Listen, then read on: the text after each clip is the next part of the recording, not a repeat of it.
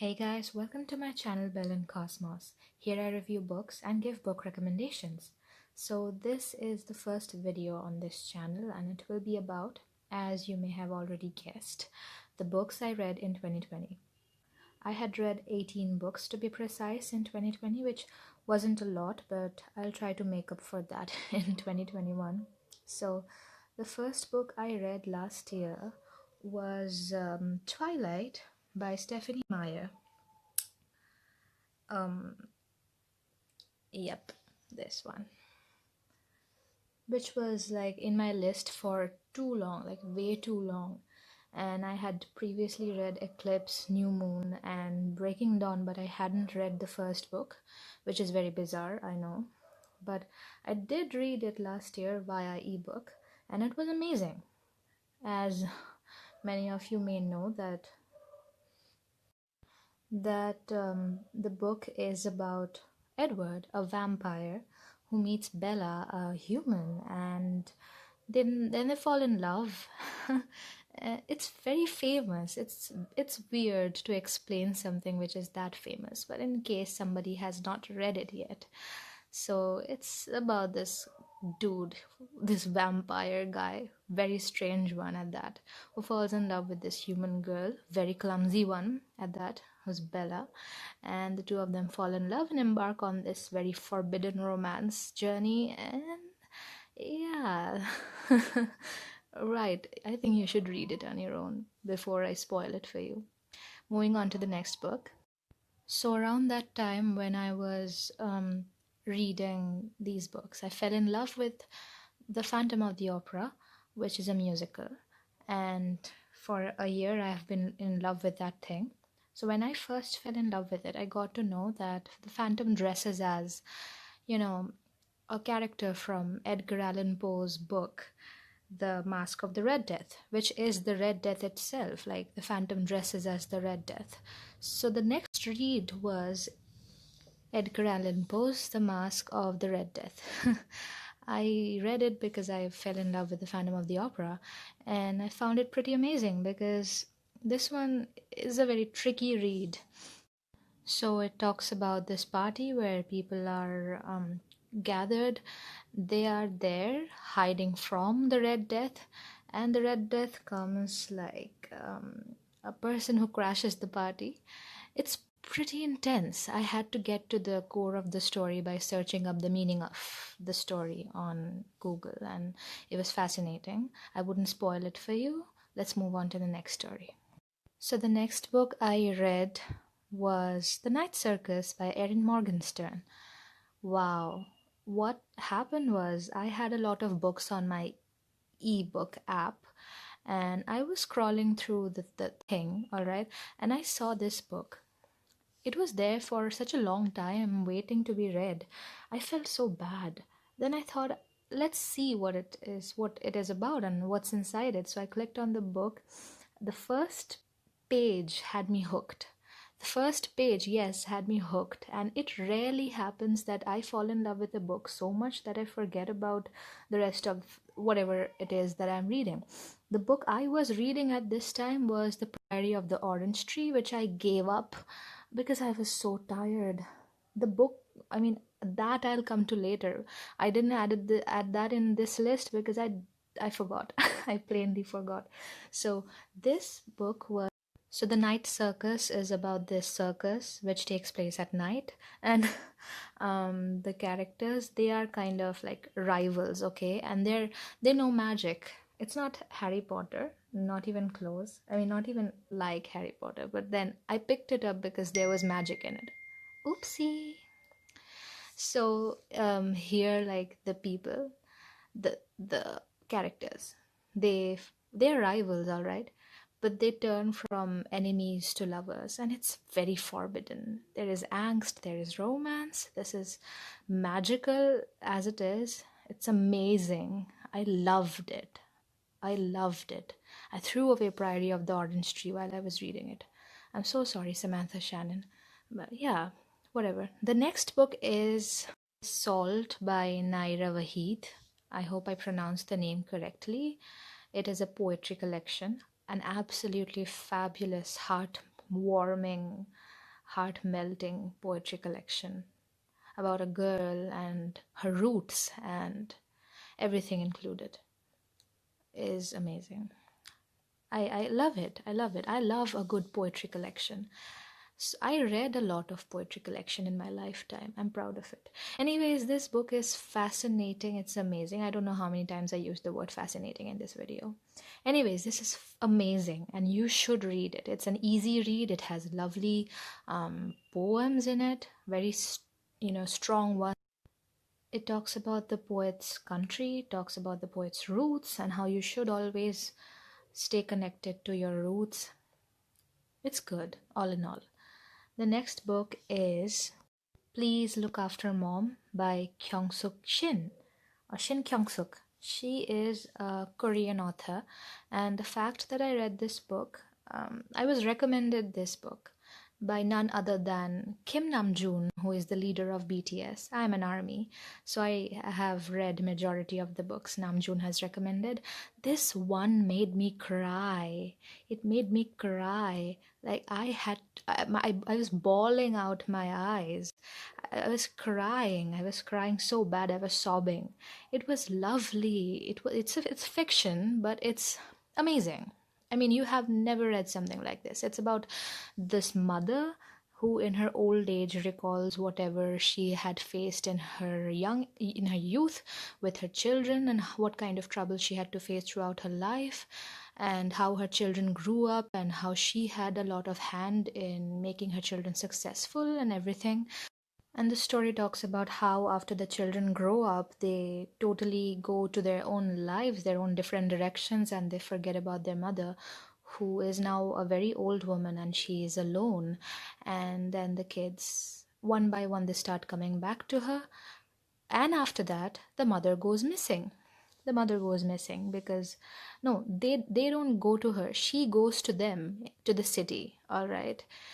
And when her and the dad, they go to the city together, she gets lost in the station, and after that they cannot find her, basically. So it's a very heart-touching book about how much a woman can sacrifice for her kids, for her husband. It made me cry. It is very heart-touching. It is very heart-touching. It will make you weep, but it's a very good one.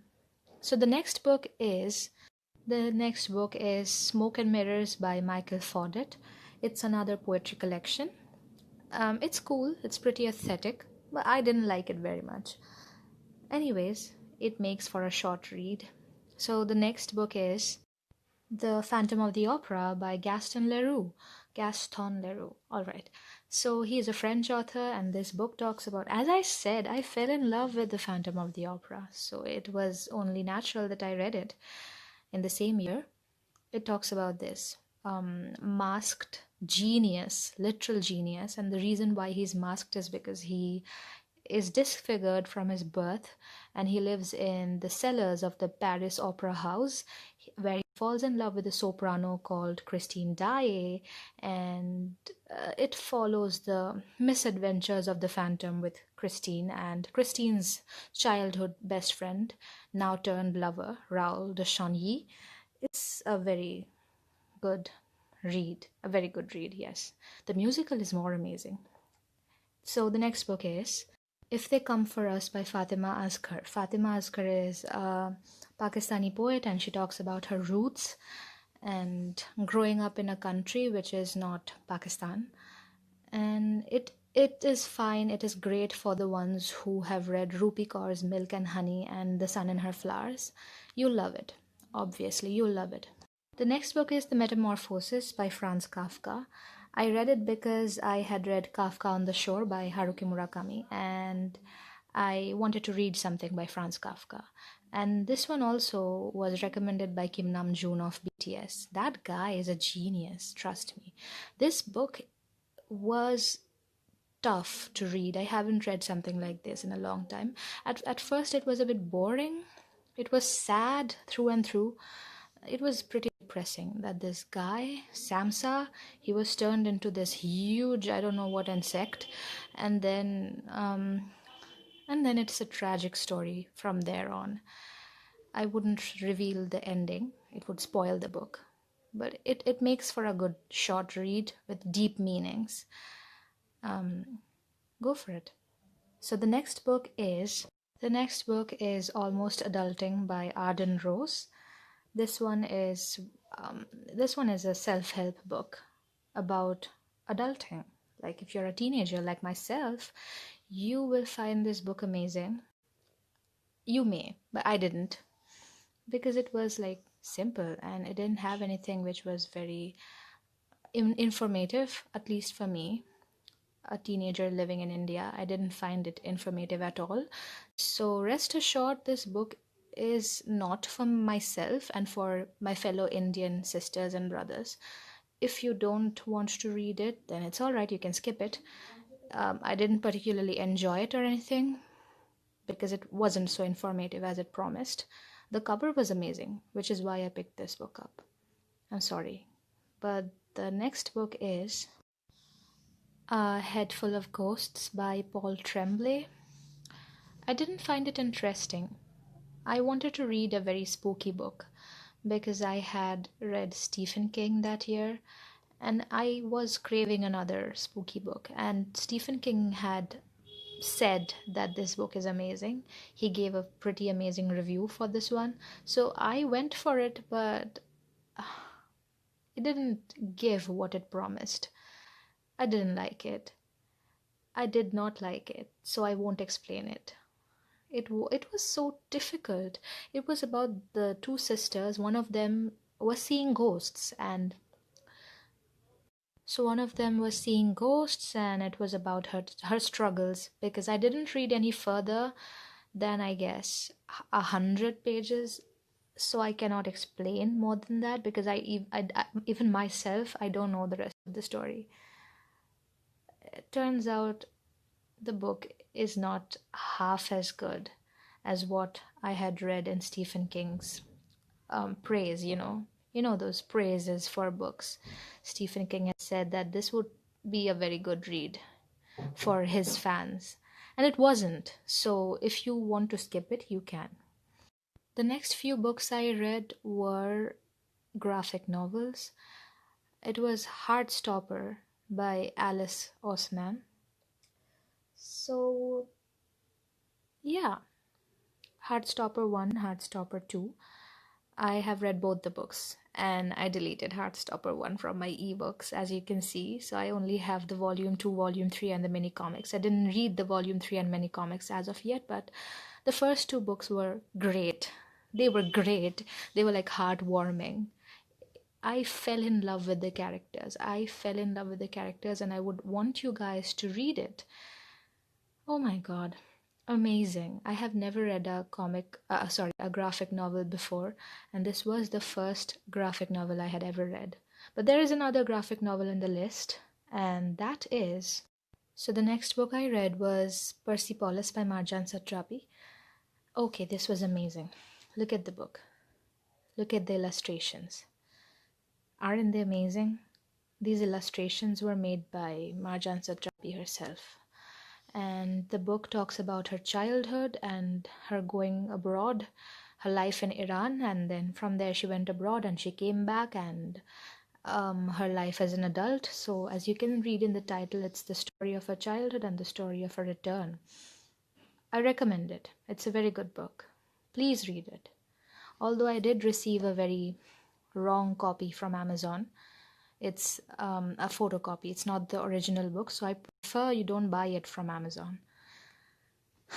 That being said, the book was amazing.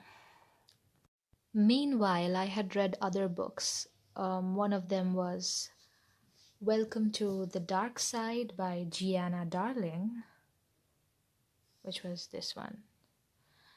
And I didn't like it. The beginning was amazing. I had read till like 168 pages, and after that I didn't have the heart to continue anymore. So I did not like it, and I wouldn't explain it. It's just about this young girl who was saved by this very hot and sexy man in a leather jacket who was a part of a gang, and she thought of him as her guardian monster, like a guardian angel but a guardian monster because he rode a bike and wore leather jackets. And it's forbidden because the girl grows up and two of them, they have a thing, they fall in love with each other and stuff. But I didn't continue with the book because I didn't continue with this because I had better books to be read. I had also read Sweet Temptation by Cora Riley, which wasn't worth it.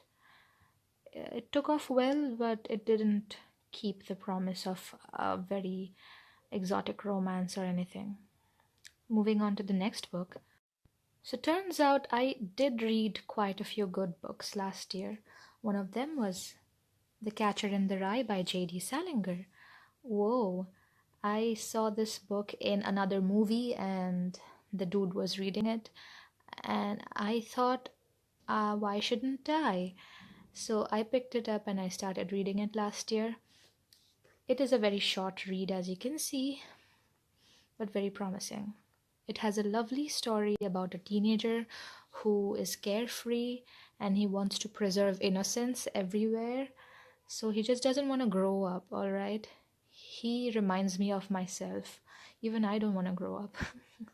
But the book talks about this guy who goes out in the world to make a place for himself. He doesn't follow what his parents and his teachers tell him.